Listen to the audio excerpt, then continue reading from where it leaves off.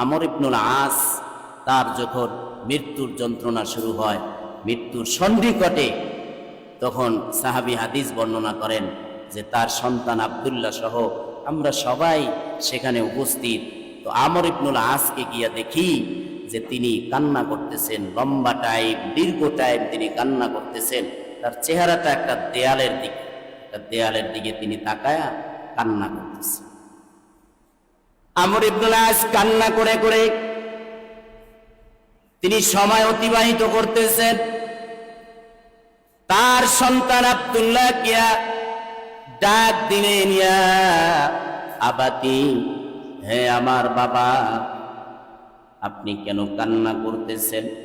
আল্লাহ রসুল তো আপনাকে এই সুসংবাদ দিয়েছে, আপনাকে তো আল্লাহ রসুল ওই সুসংবাদ শুনিয়েছেন।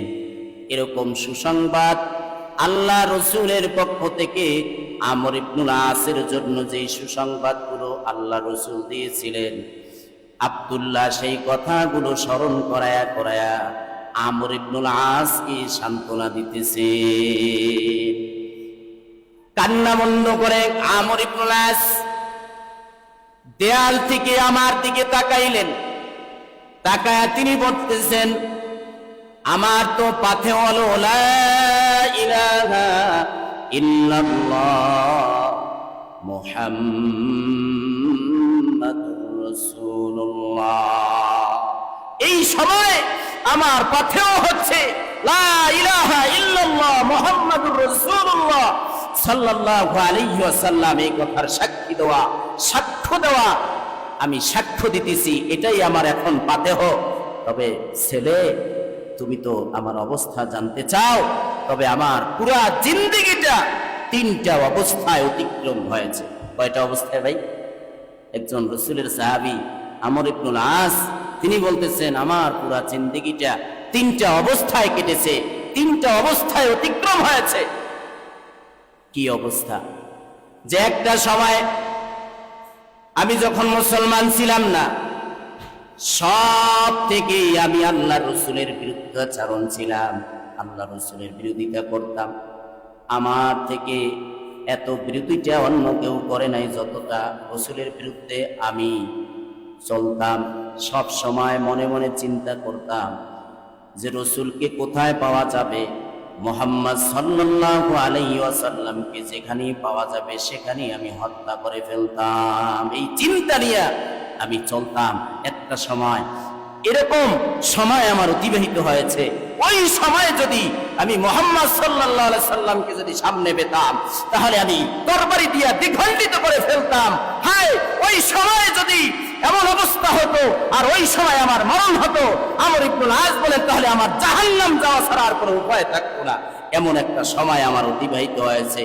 কিন্তু আল্লাহ তাআলার অপার করুণা আর ইহসান যে আল্লাহ তাআলা আমার অন্তরের ভিতরে ইসলামের নূর এমন ভাবে দিয়েছেন, আলো দিয়েছেন, যে আলো পাওয়ার পরে আমি আল্লাহর রাসূলের সামনে হাজির হইয়া আমি বললাম, ইয়া রাসূলুল্লাহ, আমর ইবনুল আস আপনার সামনে হাজির হয়ে গেছে, আপনি আমাকে বায়াত গ্রহণ করেন। আমি আমার ডান হাত রসুলের সামনে সম্প্রসারিত করে দিলাম, বিছায় দিলাম। আল্লাহ রসুল আমার হাত পেয়ে তিনিও হাত বাড়ালেন, আমি সাথে সাথে হাত গুটায়া নিলাম। আল্লাহ রসুল বললেন, কি ব্যাপার আমর ইবনুল আস, হাত কেন গুটায়া নিলেন? আমি বললাম যে, ইয়া রাসূলুল্লাহ, আমি ইসলাম ধর্ম গ্রহণ করার আগে আমি একটা শর্ত করতে চাই। রসুল বললেন, কি শর্ত? বললে আমর ইবনুল আস বলেন, আমি শর্ত করতে চাই যে ইসলাম গ্রহণ করার দ্বারা আল্লাহ তাআলা যাতে আমার জীবনের সমস্ত গুনাহ ক্ষমা করে দেন। সুবহানাল্লাহ। আল্লাহ রসুল বলেন, তুমি তো জানো না, আল ইসলামু ইয়াহদিমু মা কানা ক্বাবলাহু, যে ইসলাম তার পিছনের সমস্ত গুনাহ ধ্বংস করে দেয়। ইসলাম গ্রহণ করার দ্বারা তোমার পিছনের যাবতীয় গুনাহ আল্লাহ তাআলা ক্ষমা করে দিবেন। ওয়াল হিজরাতু তাহদিমু মা কানা ক্বাবলাহা, হিজরত ইসলামের জন্য যদি কেউ দেশ ত্যাগ করে তাহলে তার পিছনের সমস্ত গুনাহ আল্লাহ তাআলা ক্ষমা করে দিবেন। ওয়াল হাজ্জু ইয়াহদিমু মা কানা ক্বাবলাহু, আল্লাহর রাসূল বলেন, হজ আদায় করা, কোন ব্যক্তি যদি বাইতুল্লাহ গিয়া হজ আদায় করে, হজ এমন একটা ইবাদত যে ইবাদত আদায় করার দ্বারা তার পিছনের সমস্ত গুনাহ আল্লাহ ক্ষমা করে দেন। আমর ইবনুল আস বলেন, এরপরে আমি আমার হাত সামনে যখন বাড়ায় দিলাম, আল্লাহ রসুল আমাকে কালিমা পড়ায় দিলেন, আমি মুসলমান হয়ে গেলাম। মুসলমান হওয়ার পরে আমার অন্তরের ভিতরে এতটা মহব্বত আর ভালোবাসা রসুলের প্রতি এমন জন্মাইছে যে রসুলের থেকে উত্তম ব্যক্তি আমার দিলের ভিতরে আর কেউ ছিল না।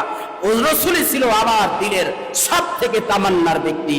রসুলের প্রতি শ্রদ্ধা ভালোবাসা এতটা বেশি আমার অন্তরে জমা হয়েছিল।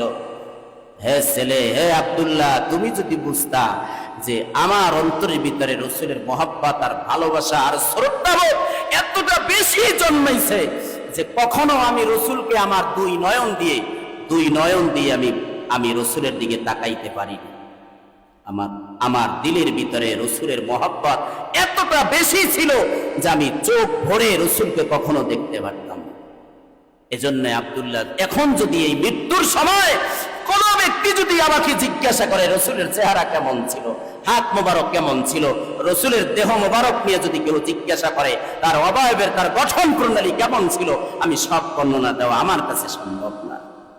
মহব্বত কেমন ছিল, হায় যদি ওই সময় আমার মরণ হতো। আমর ইবনুল আস বলেন, ওই অবস্থায় যদি আমার মরণ হয়ে যেত তাহলে আমি আশাবাদী, হয়তো আমি জান্নাত পেয়ে যেতাম।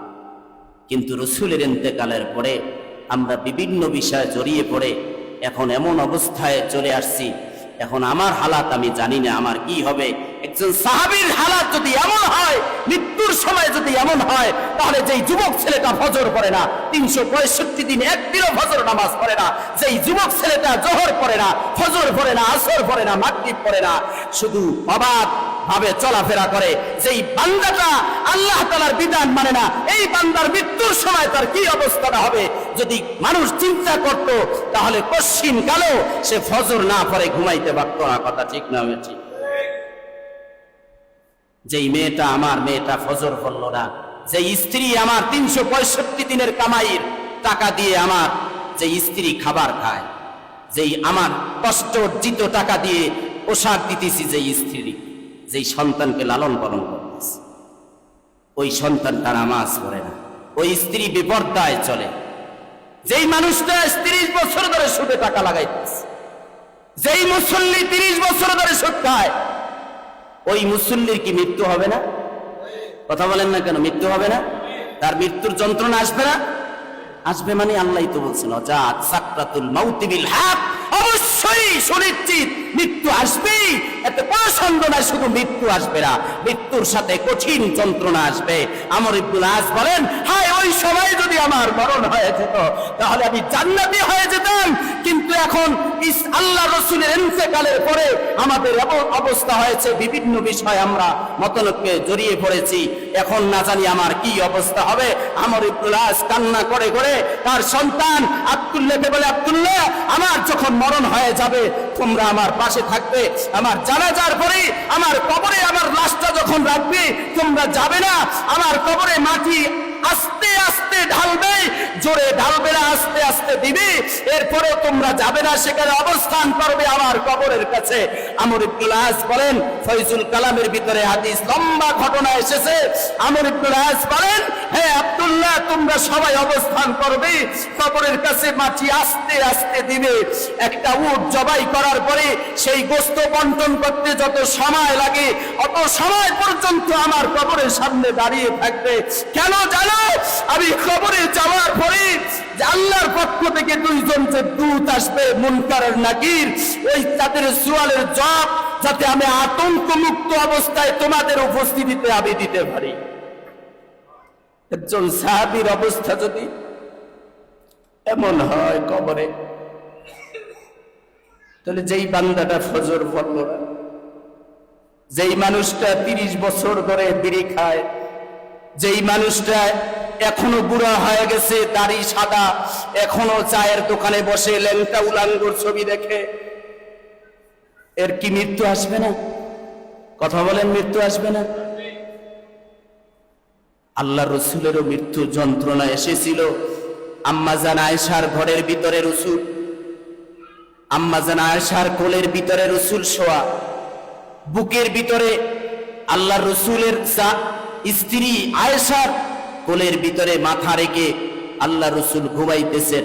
এমন সময় মৃত্যু আজরাইল যখন আসলেন, আসার পরে মৃত্যুর যন্ত্রণা এতটা অনুভূত হইতেছিল, আল্লাহ রসুলের কপাল মোবারক থেকে ঘাম ঝরতেছে।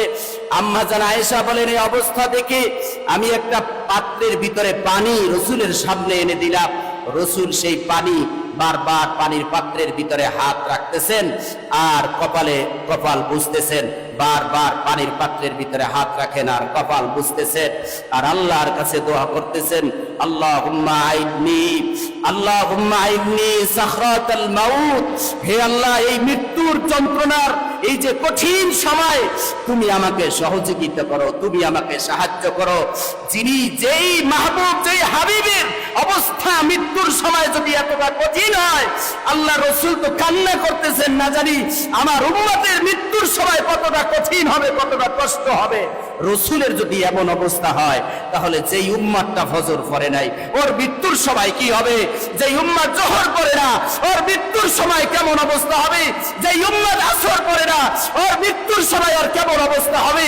যেই রসুলের উম্মতটা পুরা জিন্দেগিটা সুদ ঘুষ দিয়া কাটাইলো, বিপর্যয় চললো, ওই ব্যক্তির মৃত্যুর সময় তার অবস্থাটা কেমন হবে? যদি হৃদয়ের ভিতরে আল্লাহ রসুলের মহব্বত থাকে, ভালোবাসা থাকে, তাহলে আমি নিজে নামাজ পড়তাম, আমার এলাকার যারা মুসল্লি আছে, আমার ভাই বেরাদার যারা আছে, তাদেরকেও নামাজের দাওয়াত দিতাম। কথা ঠিক না বেঠিক?